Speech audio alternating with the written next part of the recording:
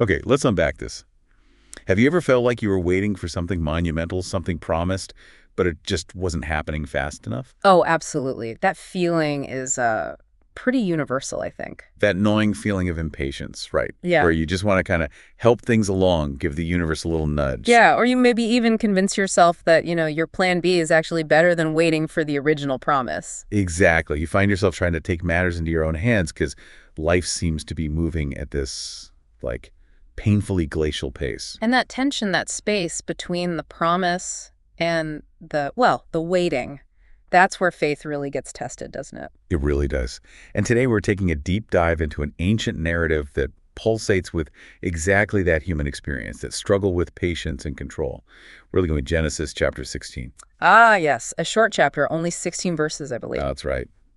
But wow, is it packed? Layers of human frailty, moments of profound divine intervention, and even these hints of unseen spiritual battles playing out behind the scenes. It really is dense. And our mission today really is to explore those layers to get beneath the surface of this maybe familiar story. Yeah, we want to look at its historical and cultural roots first, because honestly, understanding that context unlocks so much. Definitely crucial. And then we'll dig into the allegorical side, the symbolic messages, how figures and events here kind of foreshadow bigger truths. Right, these types, as they're sometimes called. And we also want to touch on those unseen spiritual forces at play, what was happening in the spiritual realm during all this. The subtle whispers, the grand strategies maybe. Yeah. And then critically, how do these timeless truths connect with our lives, our choices right now? Exactly. How does this ancient desert drama speak to us today? So yeah, get ready for some aha moments, hopefully. This old text has a surprising amount to say about us, the historical tapestry, culture, custom, and desperation. Okay, so to really get Genesis 16, we have to mentally step back in time, way back, over 4 millennia, and try to immerse ourselves in that ancient Near Eastern worldview. It's a completely different mindset in many ways. You have to imagine a world where your identity, your status, your whole worth, especially if you were a woman, was deeply tied to having children. Particularly sons, right, to carry on the family name and legacy. Exactly. So infertility, it wasn't just a private sorrow, a personal heartbreak like we might view it today, though it was certainly that too. It was often seen as, well, a curse, a deep misfortune. Maybe even a sign of divine disapproval. That could certainly be part of the interpretation, yeah. It carried immense societal shame, and honestly, it was a real threat to a family's future, their lineage. So for Sarai, put yourself in her shoes. She's already older, probably past what they considered normal childbearing age. Right. And she's married to Abram, this man who God himself specifically promised descendants as numerous as the stars. Think about that promise. An incredible, almost unbelievable promise. And yet, she's barren. Year after year, the societal pressure, the personal pressure. Yeah. It must have been just crushing. Absolutely crushing. And this context, her barrenness against the backdrop of this massive promise, it's absolutely key to understanding why she does what she does next. It is. God had given Abram this destiny. His name even means exalted father. But here he is. The text tells us he's 86 years old when Ishmael is born later. Wow, 86. Yeah. And Sarai, his wife, is still barren. And get this, they'd been living in Canaan, the promised land, for 10 years by this point. 10 years of waiting since they arrived after hearing God's initial call and promise. That's a significant chunk of time. A decade of waiting for the promised heir. That long delay, well, it clearly fostered this deep sense of desperation. It probably felt like a crisis, maybe even like God's plan was stalling. Which pushes Sarai to look for solutions, outside of just waiting for God. Exactly. She starts thinking, maybe there's another way. So, faced with this biological reality, this societal pressure, this seemingly insurmountable problem, what was the cultural solution? What could someone like Sarai do in that ancient world? Well, it might sound strange to us now, but in that era, it was actually a recognized custom, maybe not ideal, but recognized for a barren wife to offer her maidservant to her husband. As a surrogate, essentially. So the child wouldn't legally belong to the maidservant? No. Legally, the child would be considered the wife's child. It was a way to secure an heir for the family, legally and socially. Wow. So this wasn't just Sarai making something up. Not at all. It was a known practice across Mesopotamia. It even shows up in formal legal documents from that period, like the Code of Hammurabi, for instance. Pretty much. It highlights this desperate attempt to secure an heir, to ensure the husband's status, continue the lineage. Not really about, promiscuity in our modern sense, but more a pragmatic, if perhaps flawed, approach to a severe social and, for them, spiritual problem. It was about legacy and maybe a feeling of needing to help fate or even God along. And it's important to remember, too, this whole situation with Sarai and Hagar doesn't just pop up out of nowhere. Abram's already had quite the journey with God leading up to this. Oh, absolutely. This is years after God first called him out of Ur, told him to leave everything, his family, his homeland. He had that whole episode with his nephew Lot, the separation. Right, and the famine in Canaan that forced them down into Egypt for a while. And that trip to Egypt is significant here, isn't it? Because that's where he acquired wealth, including servants. Exactly, including, presumably, Hagar. The text specifically calls her an Egyptian, so she likely came into Abram's household as a result of that detour into Egypt. A detour that involved some questionable choices on Abram's part, too, right? Pretending Sarai was his sister. Yes, which ironically led to Pharaoh giving him wealth, including those servants, to get him to leave. And that wealth, by the way, later caused friction between Abram and Lot. Remember, they had too many possessions for the land. Ah, right. Their shepherds were quarreling. It just goes to show, doesn't it? Even things that look like blessings, if they're acquired through maybe questionable means or outside God's clear path, they can bring complications down the line. So it's a bit of a pattern, maybe. It certainly sets a backdrop for Genesis 16. It shows that God's promises often come with tests, with periods of waiting and human impatience. Well, it can lead us down these winding, difficult detours. Detours from God's intended path. And again, that 10-year wait in Canaan, Abram hitting 86, the clock was ticking. You could feel the desperation building for Sarai. Immense pressure. She must have felt inadequate, not just as a woman in that culture, but maybe even as, a partner in God's grand plan for Abram. The silence from God on the how and when must have been deafening. 2, the human drama, impatience, injustice, and unforeseen consequences. So after 10 long years, 10 years of waiting, maybe praying, hoping, Sarai finally acts. She goes to Abram with this plan. A plan born out of that desperation we were just talking about. She says basically, look, the Lord has kept me from having children.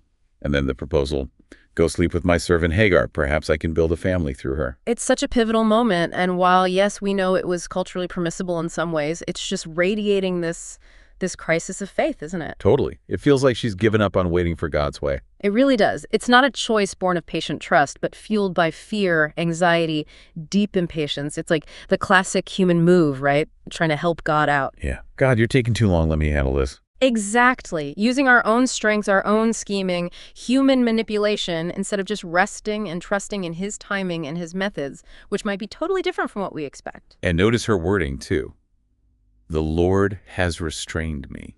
Yes, that's so telling. She's not just stating a fact about her body. There's this undercurrent of, blame aimed at God. Like, this is your fault, God, so I have to fix it. It's such a common human tendency, isn't it?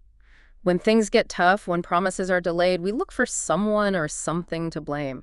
External forces, other people, sometimes even God himself.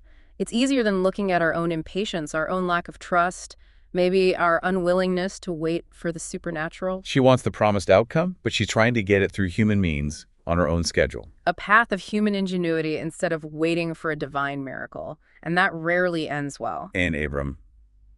What's his response to Sarai's desperate, culturally sanctioned, but spiritually questionable plan? He just agreed. Right. The text says he listened to the voice of Sarai. No argument, no let's pray about this, no checking in with God, who gave the original promise. It's kind of shocking, really. His passivity here, it feels like a significant lapse in leadership. Maybe he was mirroring Sarai's own impatience. Maybe he was tired of waiting, too. Could be. He's 86, remember? Maybe he was thinking, maybe this is how God intends to do it. Perhaps. But this is Abram, the man who left everything based on God's word, who built altars, who had direct conversations with God. And here he just succumbs to the cultural pressure, the urging from his wife. He goes with the convenient, pragmatic seeming solution. Instead of standing firm in trust, waiting for God's clear direction. It really makes you think, doesn't it? How often do we do that as individuals, maybe as leaders in whatever sphere we're in? Just passively go along with the easy way, the cultural norm. Instead of sticking to our convictions, seeking God's guidance, maybe protecting those who are vulnerable in the situation. Exactly. It's a serious moral and spiritual stumble for Abram here. And the consequences, well, they start unfolding almost immediately and have long-lasting effects. And then there's Hagar. Oh, Hagar. She feels like the most tragic figure in this whole mess. Absolutely. She's doubly marginalized, isn't she? Yeah, an Egyptian slave, a foreigner, and now she's basically being used as, well, a vessel, a womb for rent, as you said. A tool in someone else's desperate plan. She didn't choose this. She had no say. She's completely at the mercy of Abram and Sarai's decisions. A silent pawn. Precisely. She represents the voiceless, the powerless in this story. And then the irony. She conceives, which, by the way, probably answered an unspoken question about whether the fertility issue lay with Abram or Sarai. Ah, interesting point. But her pregnancy doesn't bring harmony, does it? Quite the opposite. A cruel twist happens. Hagar, now carrying the potential heir, starts looking down on Sarai. The text says she despised her mistress. Maybe a bit of pride, or just a very human reaction to a sudden shift in perceived status. Probably a mix of things. Very human, yes, but ultimately self-defeating. Because Sarai, feeling diminished and maybe jealous, reacts with fury. She blames Abram first, right? This is your fault. She does. You are responsible for the wrong I am suffering. Classic blame shifting.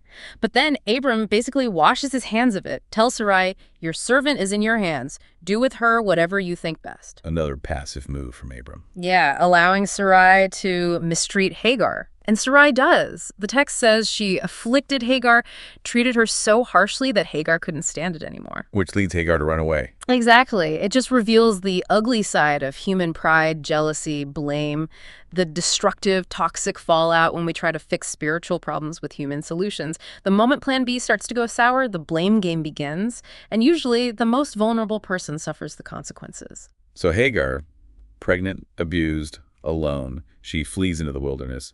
A heartbreaking outcome, born entirely from impatience and a lack of trust. It's a powerful picture of how easily our human schemes can unravel into conflict, pain, and division. 3. The God who sees. Divine intervention in the wilderness. So Hagar runs Yeah. into the wilderness, the desert, a place of, desolation, emptiness. She's alone, pregnant, desperate. It feels like rock bottom. Absolutely. Forgotten, rejected, fleeing for her life, really. You'd think that's the end of her story, just swallowed by the desert. But she's not alone for long, is she? Something extraordinary happens. Something incredible. The angel of the Lord finds her by a spring of water in the desert on the way to a place called Shur, like a divine appointment. An oasis, literally and maybe metaphorically. Exactly. And this moment, it's huge, not just for Hagar, but for understanding God's character throughout Scripture. It shows his incredible compassion, his active concern for the outcast, the abused, the marginalized. He doesn't just notice her from afar. No, he seeks her out. He finds her. He sees her in her distress. He hears her misery, even if it's unspoken. And he doesn't just offer sympathy. He gives her a promise, a future, despite the human chaos that got her there. And this angel of the Lord, who is this? Is it just an angel or something more? That's a fascinating question, and many scholars see these appearances, especially where the angel speaks as God or accepts worship as something more. They often interpret it as a Christophany. A Christophany, meaning? A pre-incarnate appearance of Christ. Jesus himself appearing before his birth in Bethlehem. The way the angel speaks here, using, I will multiply your descendants, acting with divine authority, it strongly suggests this is God himself engaging directly with Hagar. Wow. So God personally steps into her lowest moment. It emphasizes his closeness, his immanence. He's not detached. He enters our wilderness. And here's something amazing. Hagar becomes the very first person in the entire Bible to actually give God a name. Really? The first person? Takes on her experience? Yes. It's a profound personal encounter. But okay, the angel finds her, shows compassion, but then gives her a command that sounds really hard, maybe even unfair. It does sound jarring, doesn't it? He tells her, go back to your mistress and submit to her. Go back to the abuse, submit to the person who drove you out here. That feels like a really tough pill to swallow. It absolutely is. It seems counterintuitive. Why send her back into that? And it raises these deep, sometimes uncomfortable questions about obedience, humility, even when facing injustice. Is God condoning the abuse? I don't think so at all. His ways are often not our ways, are they? Sometimes submission in a really difficult situation, trusting God within that situation, is part of his larger plan. He's not abandoning her there. He's actually guiding her through it. Maybe for her protection. Or the child's. Possibly. He knows the bigger picture. Returning, submitting, might have been paradoxically the path that ensured her survival and the fulfillment of the promise he's about to give her. It's a call to trust his guidance even when it makes no human sense. He's providing a way through, not just a way out. And right alongside that difficult command comes this incredible promise, echoing the one given to Abram, but specifically for Hagar. Yes, it's remarkable. He says, I will increase your descendants so much that they will be too numerous to count. And then you are now pregnant, and you will give birth to a son. He even tells her the name. He does. You shall name him Ishmael, for the Lord has heard of your misery. Ishmael, meaning God hears. Exactly. What a name. It's this direct, tender acknowledgement of her suffering. Even when humans ignored her, exploited her, hurt her, God heard her. He was paying attention. It validates her pain completely. But then the description of Ishmael, it's a bit different from the promise to Abram, isn't it? There's a shadow there. There is. It's a crucial detail, especially for the allegorical meaning later. The angel says Ishmael will be a wild donkey of a man. His hand will be against everyone, and everyone's hand against him, and he will live in hostility toward all his brothers. A wild donkey. That doesn't sound peaceful. No. It suggests independence, maybe untamed strength, resilience, but also conflict. He'll be the father of a great nation. Yes, God promises that too, but it's a destiny marked by strife, living at odds with his relatives. So the outcome of the human plan B, it brings descendants, but also ongoing conflict. Precisely. It foreshadows the nature of things born out of human effort and impatience versus things born of divine promise and miracle. And Hagar's response to all this, the appearance, the command, the promise, the name, it's just incredible. She names God. She does. Based on this life-altering encounter, she declares, you are the God who sees me. For she said, I have now seen the one who sees me. She calls him El Roy. El Roy, the God who sees me. That phrase, wow, it just echoes down through history. It's this profound declaration of God's character. He sees the abused, the runaway, the broken, the invisible. And he doesn't just see, he meets them, not with judgment, but with tenderness, with care. Exactly. It speaks to his omnipresence, his intimate knowledge of every single individual's suffering. It's a theme woven throughout Scripture, finding its ultimate expression in Jesus. And the well where this happened even gets named after it, right? Yes, Bir Lahai Roy, which means something like, well of the living one who sees me. A permanent reminder, right there in the desert, that God sees. No matter how lost or forgotten you feel, God sees you. 4. Allegories and types. Foreshadowing divine truths. Okay, so we have this intense historical story, but what does it mean for us, really? Beyond just learning about Abram and Sarai and Hagar, you mentioned allegory. The Apostle Paul picks this up later, doesn't he? He absolutely does. In his letter to the Galatians, chapter 4, Paul uses this very story, Genesis 16, as a powerful allegory. He finds a much deeper spiritual meaning embedded in it, with huge implications for how we understand faith. So how does he interpret it? Who represents what? Well, Paul contrasts Hagar and Sarah. He says they represent two different covenants, two ways of relating to God. Hagar, the slave woman, and her son Ishmael, born through human effort. They symbolize the Old Covenant. The law given at Mount Sinai? Exactly. A covenant based on essentially human effort, trying to earn righteousness through works, through following rules. Paul argues this ultimately leads to a kind of spiritual slavery, a burden. Because we can't actually keep the law perfectly through our own strength. Precisely. Ishmael, born according to the flesh, as Paul puts it, represents the outcome of trying to fulfill God's promises our way, through human striving, scheming, trying to help God. And what does that produce? Conflict, division, like we saw between Ishmael and Isaac later, and as the angel prophesied. Right. It produces conflict, not peace, not freedom. It's born of human limitations. Okay, so that's Hagar and Ishmael. What about Sarah? Sarah, the free woman, and her son Isaac, they represent the new covenant, a covenant based purely on faith, on God's promise, on grace, spiritual birth. Because Isaac wasn't born through normal human means, right? Yeah. Sarah was way too old. Exactly. Isaac's birth was a divine miracle. It came not by human striving, not by a plan B, but purely through God's supernatural intervention, according to his perfect timing.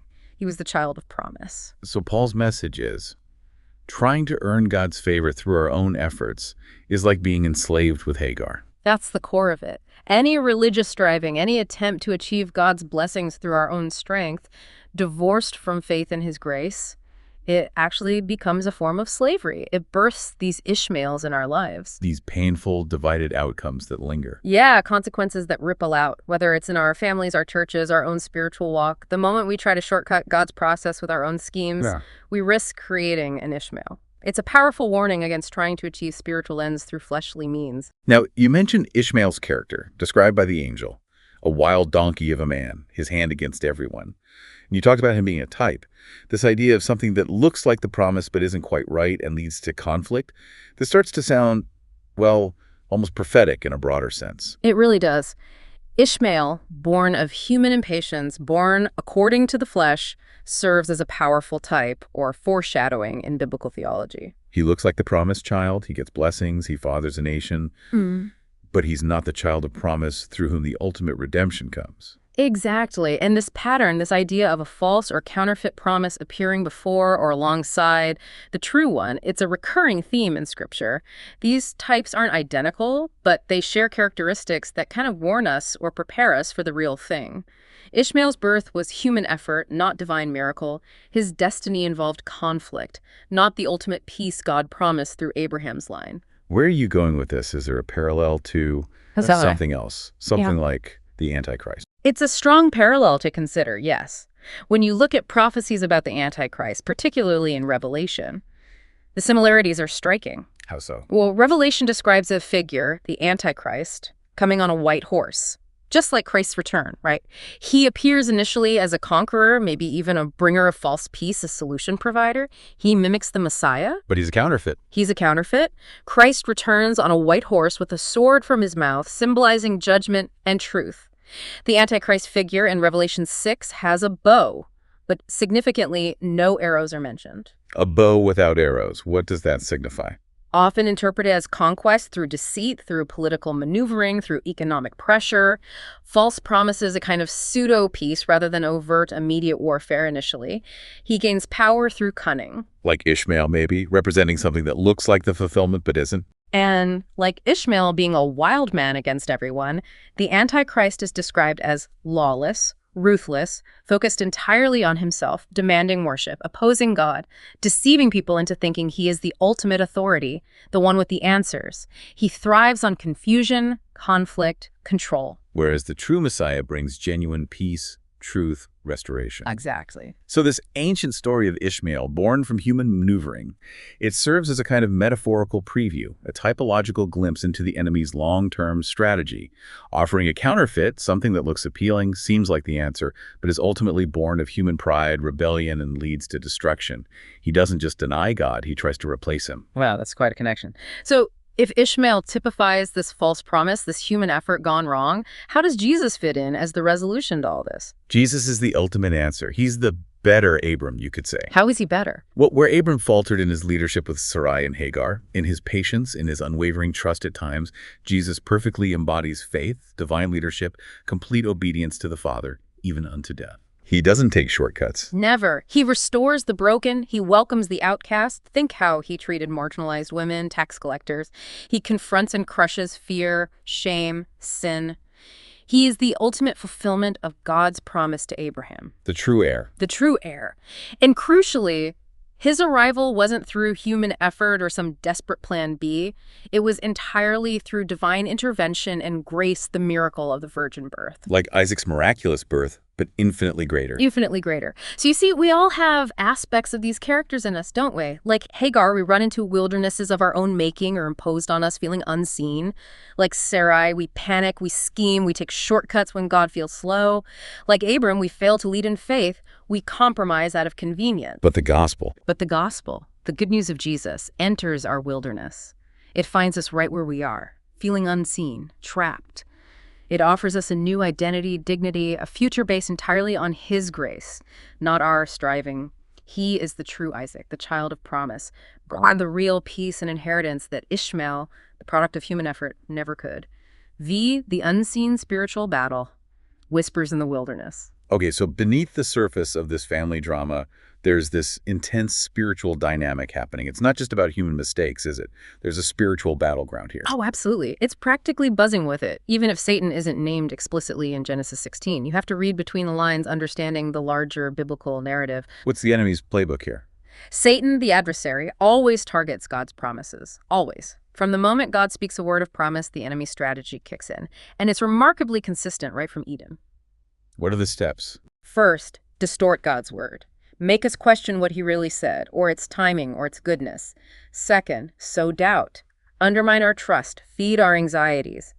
Third, tempt us to take control, to act independently, using our own wisdom, our own strength, our own timing. Like whispering to Eve, did God really say you couldn't eat from that tree? Exactly, that classic line. And you can almost hear similar whispers to Sarai, can't you? You're too old, Sarai. It's impossible now. God must have forgotten. Or maybe he meant for you to do something. Maybe Hagar is the key. He works through people, right? This might be your only shot. Preying on her deepest fears and insecurities. Her fear of being forgotten, her impatience after 10 years, maybe even her pride thinking she could figure out a solution. These whispers are subtle, they sound reasonable sometimes, but they're designed to pull us away from simple trust. So the goal wasn't just to stir up trouble in Abram's tent. It was bigger than that. Much bigger, far more strategic, far more sinister. The ultimate goal was cosmic, to derail the promised lineage. The line leading to the Messiah. Precisely. The lineage through which God planned to bring salvation to the world.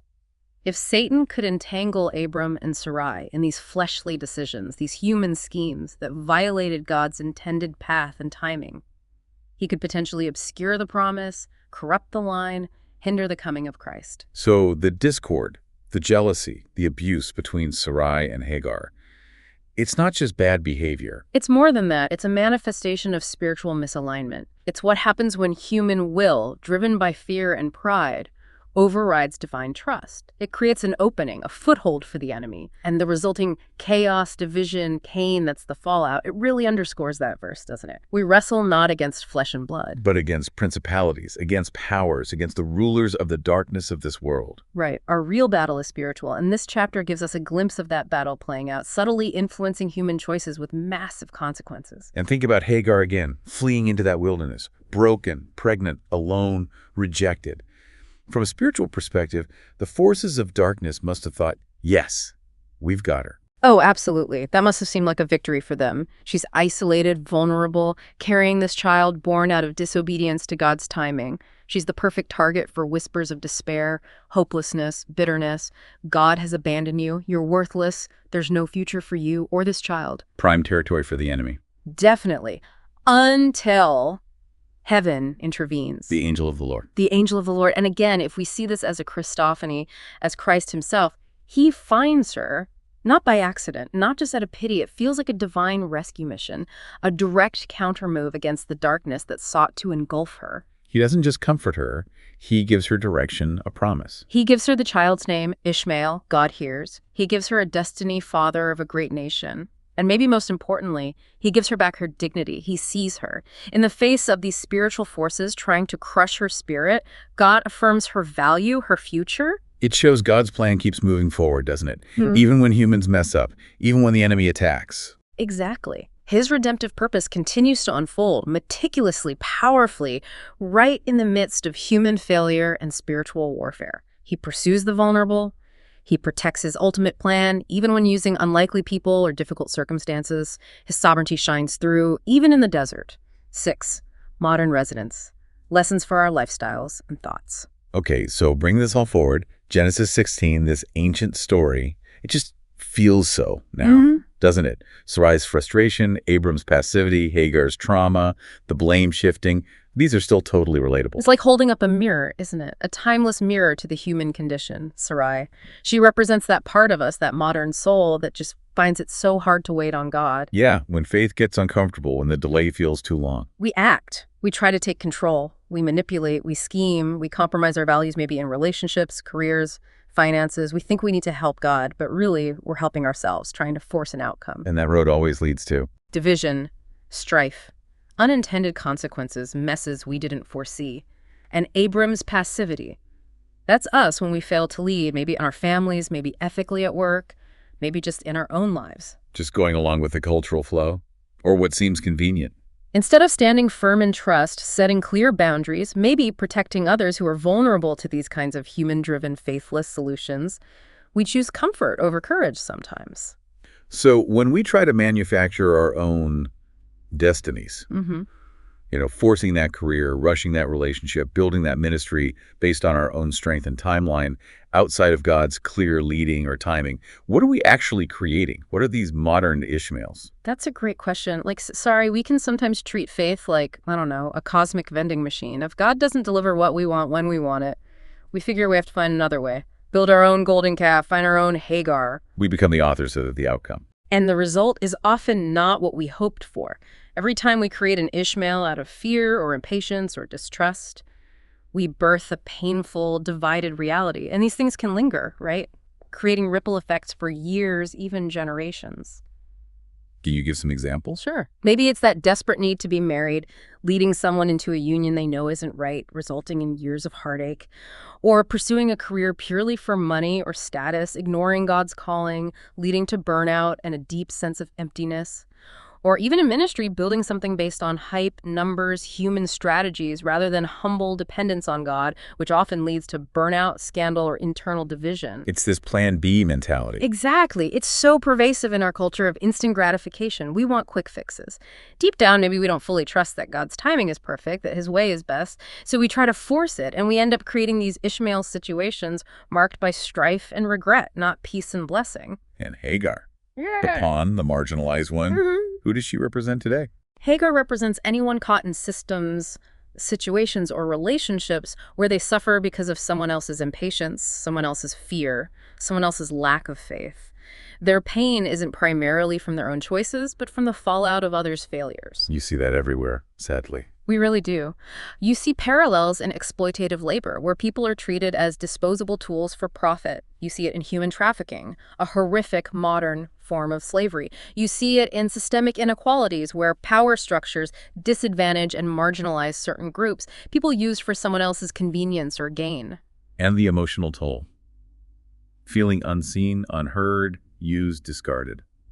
That resonates deeply with countless people today caught in cycles of injustice, abuse, or trauma that wasn't their fault. It's a stark reminder that our choices, our impatience, our compromises, they have consequences, often devastating ones for the vulnerable people around us.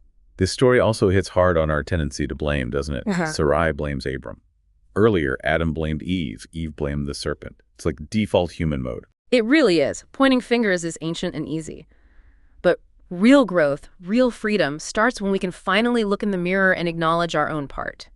Those "it's me, oh Lord" moments. Taking responsibility. Taking responsibility. Now, that doesn't mean denying that we might face real challenges, maybe stuff inherited from past generations, social issues, family patterns, whatever. We do. But we still have to find our strength, our way forward in our reality today. Someone once said, jail ain't always just with bars. That's profound, yeah. It can be financial bondage, social isolation, mental or emotional prisons, spiritual strongholds. The enemy, the devil, he doesn't really care how he locks you up as long as you're neutralized, unable to live out God's purpose for you. He's the accuser, the author of confusion. He loves to keep us trapped in blame or shame or fear. But the message of Hagar's encounter is, God sees through all that. Exactly. Even in our biggest failures, our messiest situations, the ones we made ourselves, God isn't surprised. He doesn't give up. He is still with you, right there. Even when you feel disappointed, heartbroken, completely forgotten, trapped, he sees, Elroy. He knows our situation intimately. He knows the number of hairs on your head. He knows your thoughts. His presence is the one constant, even in the wilderness we wander into or create for ourselves. It reminds me of that starfish story. The person walking along the beach after a storm, throwing starfish back into the ocean one by one. Someone asks, why bother? There are thousands. You can't make a difference. And the person picks up another one, throws it in, and says, Made a difference to that one. Exactly. It's a perfect analogy here. God isn't asking us to fix the whole world or even our whole lives overnight. That burden is too heavy. But we can focus on the one thing in front of us. Pick up one starfish at a time. Do what you can handle. Take it one day, one decision, one act of faith, one step of obedience at a time. Find your strength in the mess, knowing God is with you, providing the direction, the wisdom, the help you need for that step. You don't have to carry it all. Just focus on the next faithful step. Trusting that He's working through that obedience, however small it seems, to bring about His good plan. Outro. So, wrapping this up, what does Genesis 16 ultimately mean for us? It's clearly more than just an old story. It really is a mirror, isn't it? reflecting our own ongoing struggles with impatience, with wanting control, with the challenges of living by faith when things get hard. It absolutely is. We see ourselves in these characters. We're Sarai when we panic and try to force things. We're Hagar when we feel unseen, rejected, suffering from circumstances beyond our control. We're Abram when we just go quiet, when we passively drift instead of actively trusting and leading. It captures so much of the human condition. But the most profound takeaway, the truth that just shines through this whole narrative, is that God sees it all. He sees the impatience, the fear, the mistakes, the scheming, the pride. And he sees the suffering, the desperation, the pain. And despite all our human mess-ups, he still shows up. He still shows up, not just in the big dramatic moments, but personally, intimately, in our wildernesses, in our shame, in our confusion, right in the place where we feel most invisible, most forgotten. He's still in the business of giving names, giving promises, giving dignity. And writing redemption stories out of our messes. Turning the most tangled, painful situations into testimonies of his grace and faithfulness. And that God, El Roi, the God who sees, he is still the God who saves, the God who redeems, the God who is faithful to complete his plans. So this ancient story, it really leaves you with some things to think about, doesn't it? It really does. Where in your life right now might you be tempted to help God out? Or maybe subtly blaming others for where you find yourself? What potential Ishmael, what painful outcome might be quietly growing from your own impatience or lack of trust? And maybe the biggest question, can you truly trust El Roi, the God who sees you, to meet you, provide for you, and bring redemption right into the middle of your own wilderness, whatever that looks like today?